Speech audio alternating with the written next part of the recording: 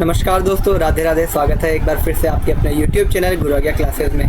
कैसे हैं आप सभी विद्यार्थियों का स्वागत है, हार्दिक अभिनंदन है सभी को। जय श्री राम, जय श्री श्याम, राधे राधे। प्यारे विद्यार्थियों, आज हम लाए हैं आपके लिए हिंदी व्याकरण का मॉडल पेपर 18 है। अब तक मॉडल पेपर 17 मॉडल पेपर हम कर चुके हैं, जिसमें हमने बहुत ही अच्छे प्रश्नों को समावेश किया है, उनको यहाँ पे हल किया है। किस प्रकार के प्रश्न आपके एग्जाम में पूछे जाते हैं वो स्तर हमने देखा है। आज मॉडल पेपर 18 हम हल करने वाले हैं, तो जल्द से जल्द क्लास के साथ जुड़ जाइए। जल्द से जल्द चैनल को सब्सक्राइब कर लीजिए अगर आप पहली बार हमारे चैनल पर आए हैं। आइए बिना देरी किए शुरुआत करते हैं प्रश्न संख्या 1 के साथ। प्रश्न संख्या 1 आपके स्क्रीन पर है प्यारे विद्यार्थियों। प्रश्न संख्या 1 में पूछा गया है, देखो कि नवोढा का संधि विच्छेद है। नवोढा का संधि विच्छेद है, ये पूछा गया है। पहला है नव प्लस ओढ़ा, दूसरा है नव प्लस उड़ा, फिर है न प्लस वोडा और फिर है नव प्लस उड़ा। तो देखिए प्यारे विद्यार्थियों, नवोढा में अगर हम देखेंगे तो यहाँ पर ये लिख दिया मैंने, देखो नवोढा ये लिख दिया। यहाँ पर देखना प्यारे विद्यार्थियों, यहाँ पर ओ की मात्रा आ रही है। क्या आ रही है? ओ की मात्रा। और ओ का निर्माण कौन सी संधि में होता है? सबसे पहले तो आपको पता होना चाहिए गुण संधि में होता है। किस में होता है? गुण संधि के अंतर्गत होता है। ठीक है। दूसरी बात यह है कि यहाँ पर हम देखेंगे कि नव शब्द होता है। एक तो मूल क्या होता है? नव होता है। तो नव इसमें भी है, इसको हम क्रॉस कर देंगे क्योंकि इसमें न है। और एक यहाँ पे बात है ओडा, उड़ा, वोडा या उड़ा। तो हमें यहाँ शुद्ध शब्द का पता होना चाहिए। तो शुद्ध शब्द जो होता है वो होता है उड़ा होता है। क्या होता है प्यारे विद्यार्थियों? उड़ा होता है। तो क्या होगा? नव प्लस उड़ा, वह में क्या जुड़ा हुआ है? यहाँ पर ए जुड़ा हुआ है। और इसके बाद क्या है? ऊ है, बड़ा हुआ है। ए और ऊ दोनों को सम्मिलित रूप से आप बोलिए। अ और ऊ को एक साथ बोलिए औ। औ को एक साथ बोलेंगे, क्या बोलेंगे? ओ। अपने आप प्रोनाउंसिएशन ओ का आएगा। क्या बन जाता है? नवोढा बन जाता है। तो विकल्प 4 जो है ये हमारे प्रश्न संख्या 1 का प्यारे विद्यार्थियों सही उत्तर है। बढ़ते हैं अगले प्रश्न संख्या 2 की ओर। प्रश्न संख्या 2 देखिए, इसमें पूछा गया कि प्राप्तोदक में समास है। प्राप्तोदक है ना, उसका समास क्या है? तो देखो प्यारे विद्यार्थियों, प्राप्तोदक में समास पूछा गया है बहुव्रीहि, अव्ययीभाव, द्वंद्व या तत्पुरुष। 4 समास दिए गए, चारों में से कौन सा होगा? तो प्राप्तोदक में क्या है? जिसमें जल भरा हुआ हो। इसका समास सूत्र क्या है? जिसमें जल भरा हुआ हो। तो ये तीसरा अन्य अर्थ दे रहा है, तो कौन सा होगा? आपके बहुव्रीहि समास होगा। तो प्रश्न संख्या 2 में विकल्प 2 जो है ये प्राप्तोदक का सही उत्तर है। प्रश्न संख्या 3 देखिए प्यारे विद्यार्थियों, काली मिर्च में समास है। काली मिर्च में समास से प्रश्न पूछा गया है, कर्मधारी होगा, द्विगु होगा, अव्ययी भाव होगा या तत्पुरुष होगा। तो देखो प्यारे विद्यार्थियों, काली मिर्च जो शब्द है, अगर हम इसका समास विग्रह करें तो क्या आएगा? काली है जो मिर्च, काली है जो मिर्च। इस मिर्च की क्या विशेषता है? मिर्च है लेकिन कैसी? काली है। तो विशेषण विशेष हुआ कि नहीं? विशेषण विशेष। विशेष क्या हो गया? यहाँ पर मिर्च हो गया। क्या हो गया? विशेष मिर्च हो गई। और विशेषण क्या हो गया? काली। विशेषण क्या हो गया? काली हो गया। तो विशेषण विशेष कौन से में आते हैं? आपके कर्मधारय समास में आते हैं। तो प्रश्न संख्या 3 का उत्तर क्या होगा? आपके विकल्प 1 कर्मधारय समास होगा। बढ़ते हैं प्रश्न संख्या 4 की ओर प्यारे विद्यार्थियों। और प्रश्न संख्या 4 में पूछा गया है कि निम्न में से कौन सा शब्द अधि उपसर्ग से बना है? निम्न में से कौन सा शब्द अधि उपसर्ग से बना है? अधिकांश, अध्यात्म, अभिमान या अधिकता। तो देखो प्यारे विद्यार्थियों, बात करते हैं अधिकांश की, आध्यात्म की, अभिमान की, अधिकतम की। तो अधिकांश जो है वह उसमें उपसर्ग नहीं है, अधिक प्लस अंश है। तो अंश क्या है यहाँ पर? अधिक प्लस अंश है ना। अध्यात्म की बात करें तो अधि प्लस आत्म से मिलकर के यह बना है। किससे मिलकर बना है? अधि प्लस आत्म से मिलकर के ये बना है। अभिमान में अभि है, अभि प्लस मान से मिलकर के बना है। अधिकतम में अधिक प्लस तम, अधिक में क्या जुड़ा हुआ है? तम प्रत्यय जुड़ा हुआ है। ठीक है। तो यहाँ पर अधि आ रहा है, यहाँ पर अभी आ रहा है और यहाँ पर अधिक आ रहा है। तो विकल्प 2 हमारा सही उत्तर होगा प्रश्न संख्या 4 का। अब ये देखिए, अधिक प्लस आत्म से अध्यात्म कैसे बना है इसको देख लीजिए। यहाँ पर लिखा हुआ है हमने अधि और यहाँ पर लिखा हुआ है आत्म। ठीक है। यहाँ पर धर्म में क्या जुड़ा हुआ है? ई की मात्रा जुड़ी हुई है। और यहाँ पर क्या है? आ है। तो जब भी ई के बाद कोई असमान स्वर आता है तो ई किस में बदल जाता है? य में बदल जाता है। और ये कौन सी संधि का नियम है? आपके यण संधि का नियम। किसका है? यण संधि का नियम। तो अब देखिए यहाँ पर शब्द को वापस उतारेंगे, ए उतारेंगे, ध आधा रहेगा, ई की मात्रा क्या बन गई, या बन गई। इस ये में ये वाला आ जोड़ देंगे तो क्या बन जाएगा, या। शेष क्या है, त और मैं, क्या बन गया, अध्यात्म। तो अधि उपसर्ग से बना शब्द कौन सा है, अध्यात्म है। संधि कौन सी हो जाएगी इसमें, यण संधि हो जाएगी। समास संधि विच्छेद क्या होगा, अधि प्लस आत्मा होगा। प्रश्न संख्या 5 देखिए प्यारे विद्यार्थियों, बर उपसर्ग से बना शब्द है। बर उपसर्ग से, बरवा, बरखा, बर्दाश्त या बरकत, बताइए कौन सा है। तो देखो बर उपसर्ग से बना हुआ शब्द कौन सा है, बर्दाश्त है। क्या है प्यारे विद्यार्थियों, बर्दाश्त है। और बर्दाश्त कैसे है, तो प्यारे विद्यार्थियों बड़े ध्यान से देखना, ये एक विदेशी भाषा का अर्थ है। क्या है, विदेशी भाषा का उपसर्ग है, विदेशी उपसर्ग है, विदेशी उपसर्ग है, ठीक है। विदेशी उपसर्ग है जिसका अर्थ क्या होता है आपके ऊपर या बाहर, क्या होता है, ऊपर या बाहर होता है। ऐसे और भी शब्द हैं जैसे बर्खास्त, है ना, बर्खास्त हो गया एक तो आपके, ठीक है। उसके अलावा क्या हो गया, बर्दाश्त आ गया आपके, बर्खास्त हो गया, बर्बाद भी इसमें आ जाता है, क्या जाता है, बर्बाद भी इसमें आ जाता है। ये सब क्या है, आपके बर उपसर्ग से बने हुए शब्द है। तो विकल्प 3 जो है प्रश्न संख्या 5 का सही उत्तर है। प्रश्न संख्या 6 देखो प्यारे विद्यार्थियों, प्रश्न संख्या 6 में क्या पूछा गया, बड़े ध्यान से देखिएगा कि वर्धमान शब्द में कौन सा प्रत्यय है। वर्धमान शब्द में कौन सा प्रत्यय है, आन है, न है, मन है या मान है। बहुत आसान सा है, वर्तमान में कौन सा प्रत्यय लगा हुआ है, मान प्रत्यय लगा हुआ है। कौन सा प्रत्यय लगा हुआ है प्यारे विद्यार्थियों, मान प्रत्यय लगा हुआ है। और ऐसे बनने वाले और शब्द कौन कौन से हैं बताइए, बुद्धिमान, शक्तिमान, अपमान, सम्मान, बना का नहीं बना, है ना, शोभामान है। ये सब क्या है, मान प्रत्यय से बने हुए शब्द। किससे, मान प्रत्यय से बने हुए शब्द हैं। बढ़ते हैं प्रश्न संख्या 7 की। और प्रश्न संख्या 7 में पूछा है कि तारा का सही पर्यायवाची नहीं है। तारा का सही पर्यायवाची नहीं है। विकल्प है हमारे पास अंबु, तारक, नक्षत्र या नखत। 4 विकल्प है, अंबु, तारक, नक्षत्र या नखत। तो प्यारे विद्यार्थियों तारक, नक्षत्र और नखत ये तीनों तो क्या है आपके तारा का पर्यायवाची है। लेकिन बात करें अंबु की, तो अंबु किसका है, जल का पर्यायवाची। किसका, जल का पर्यायवाची। तो विकल्प 1 जो है यह हमारे प्रश्न संख्या 7 का बिल्कुल सही उत्तर होगा। 8वां प्रश्न देखिए, अंबर का पर्यायवाची शब्द है। अंबर का पर्यायवाची शब्द है शून्य, बादल, घन या मेघ। अंबर का पर्यायवाची पूछा है प्यारे विद्यार्थियों, बड़े ध्यान से देखना। तो अंबर का पर्यायवाची शब्द क्या होगा, शून्य होगा। बादल, घन और मेघ ये नहीं है, ये नहीं है, शून्य अंबर का पर्यायवाची। तो विकल्प 1 प्रश्न संख्या 8 का सही उत्तर है। बढ़ते प्रश्न संख्या 9 की ओर। प्रश्न संख्या 9 में पूछा गया कि मूक का विलोम शब्द होगा। मूक का विलोम शब्द होगा अमूक, वाचाल, चूक या मूक। तो मूक का अर्थ क्या होता है, जो बोल नहीं पाए, मौन या जो कम बोलता हो, कम या बिल्कुल नहीं बोलता, वह क्या है, मूक। वाचाल, वाचाल क्या हो जाएगा आपके, अधिक बोलने वाला। क्या हो जाएगा वाचाल, आपके अधिक बोलने वाला। तो विकल्प 2 जो है यह प्रश्न संख्या 9 का क्या होगा प्यारे विद्यार्थियों, सही उत्तर होगा।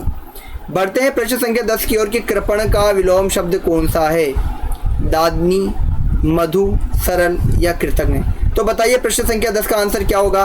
कृपण, कृपण का अर्थ क्या होता है प्यारे विद्यार्थी, बता दो मुझे फटाफट से। कृपण का अर्थ क्या होता है, बिल्कुल मैं देख रहा हूँ। कृपण का विलोम शब्द कौन सा है, दानी होगा, मधु होगा, सरल होगा या कृतज्ञ होगा। क्या होगा कृपण का, बिल्कुल आपके कमेंट देखे जाएंगे।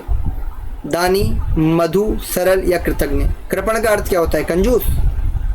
क्या होता है, कंजूस। तो इसका क्या होगा, दानी। विकल्प 1 जो है ये प्रश्न संख्या 10 का क्या होगा, बिल्कुल सही होगा। कृतज्ञ का तो कृतज्ञ होगा, सरल का कठिन होगा, मधु का क्या होगा, मधु का क्या होगा, तिक्त होगा, तिक्त होगा, दानी का कंजूस। तो विकल्प 1 जो है ये प्रश्न संख्या 10 का सही उत्तर है। बढ़ते हैं प्रश्न संख्या 11 की और 11वें प्रश्न में पूछा गया है, वर शब्द का अनेकार्थक नहीं है। वर का अनेकार्थक नहीं है, श्रेष्ठ, वरदान, दूल्हा या ताकत। तो देखो वर को श्रेष्ठ कहा जाता है, वरदान भी होता है, दूल्हा भी होता है, ठीक है। ये तीनों किसके हैं, आपके वर के हैं, लेकिन ताकत नहीं बोला जाता। तो विकल्प 4 जो है ये हमारी प्रश्न संख्या 11 का सही उत्तर होगा, क्योंकि पूछा अनेकार्थक नहीं है, पूछा है, ध्यान रखना, अनेकार्थक नहीं है पूछा है, इसलिए हमने विकल्प 4 को किया है। बढ़ते हैं प्रश्न संख्या 12 की और प्रश्न संख्या 12 में पूछा कि कृष्ण शब्द का अनेकार्थक नहीं है। कृष्ण का अनेकार्थक नहीं है, बताइए। कौआ, अंधकार, काला या मृग। तो कृष्ण कौवे को भी कहते हैं, अंधकार को भी कहते हैं और काले को भी कहते हैं। लेकिन बात करते हैं मृग को, तो मृग को कृष्ण नहीं कहते, मृग को कृष्ण नहीं कहते। तो विकल्प 4 जो है हमारे प्रश्न संख्या 12 का सही उत्तर है प्यारे विद्यार्थियों। बढ़ते हैं प्रश्न संख्या 13 की ओर। प्रश्न संख्या 13 में पूछा गया है कि व्यंग या ताना। तो यहाँ व्यंग का अर्थ क्या होगा? व्यंग का अर्थ ताना होता है, व्यंग का अर्थ क्या होगा? टेढ़ापन, विकलांग, पक्षी या वाचाल। बताइए क्या होगा प्यारे विद्यार्थियों? व्यंग का, यहाँ व्यंग का अर्थ तांगा, तो व्यंग्य है ये और ये व्यंग है, ध्यान रखना। तो उसका क्या होता है? विकलांग होता है। विकल्प 2 जो है प्रश्न संख्या 13 का हमारे सही उत्तर है। बढ़ते हैं अगले प्रश्न संख्या 14 की और। 14 प्रश्न में पूछा गया है सूची का अर्थ सुई है, तो सूची का अर्थ क्या होगा? सूची का अर्थ सुई है, तो इस सूची जिसमें बड़ी की मात्रा, इसका अर्थ क्या होगा? प्रश्न संख्या 14 देखिए, पवित्र, विषय क्रम, नियम या सूचना। क्या होगा बताइए?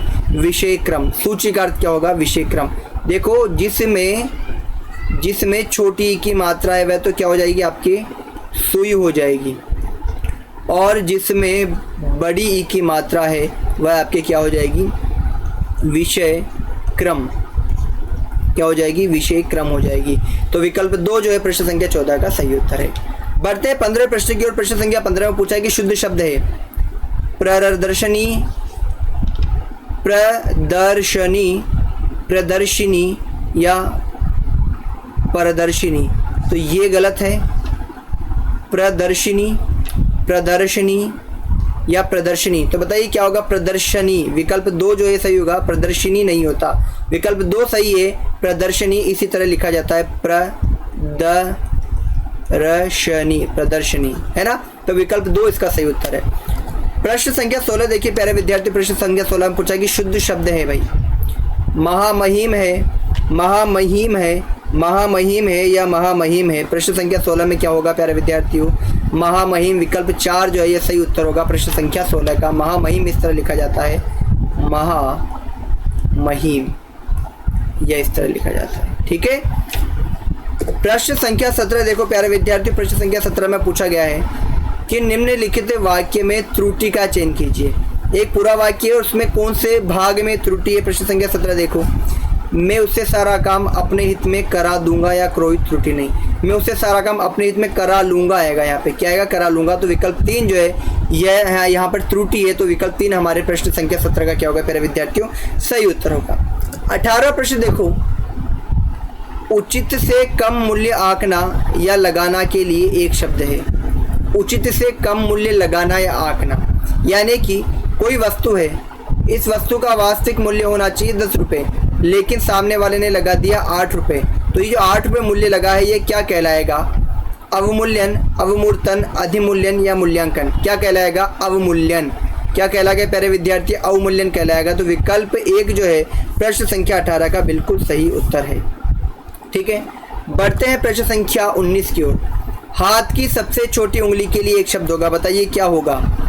तर्जनी, अनामिका, कनिष्ठा या अंगुष्ठ। बताइए क्या होगा?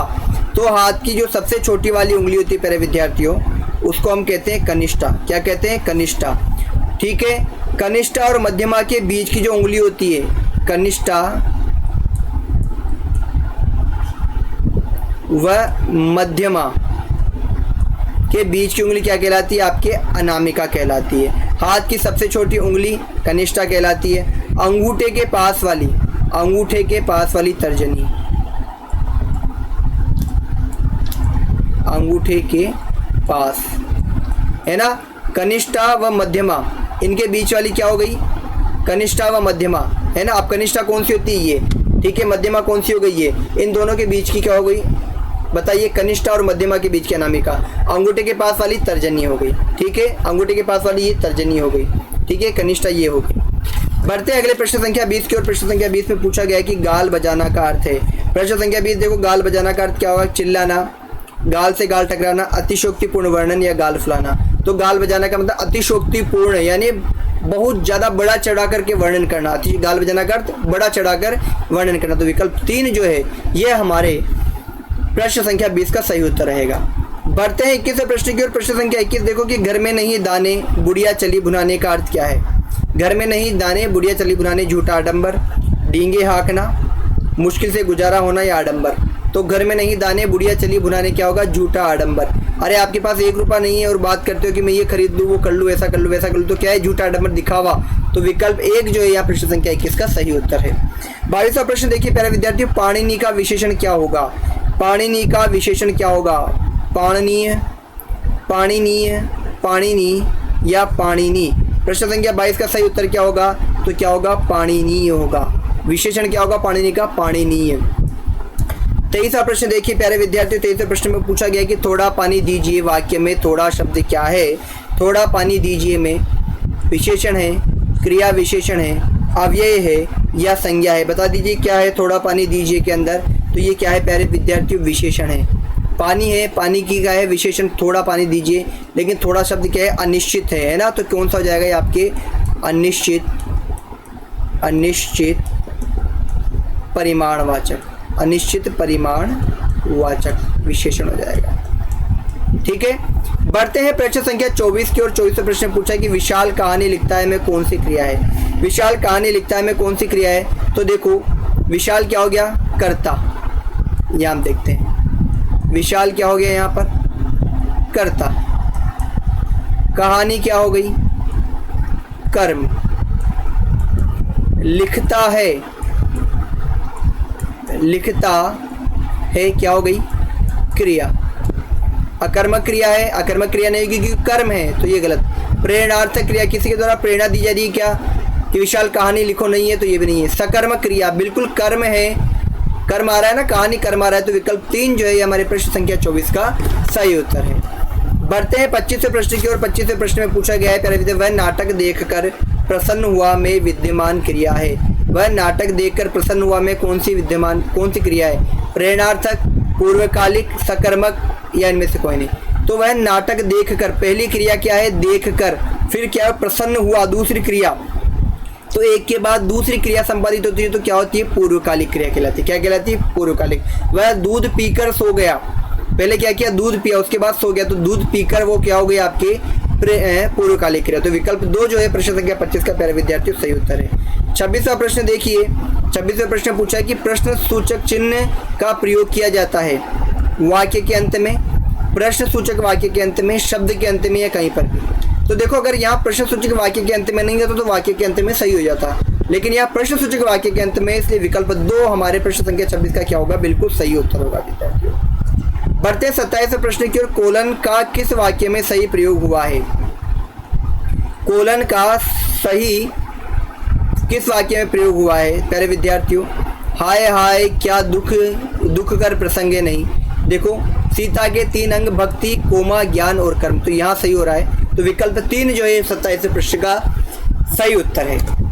28वां प्रश्न देखो प्यारे विद्यार्थियों, निम्न में तत्सम रूप है पूत, बच्चा, पाषाण या नौन। बताइए क्या है? तत्सम रूप पाषाण है, क्योंकि इसका क्या होता है? तद्भव पाहन होता है।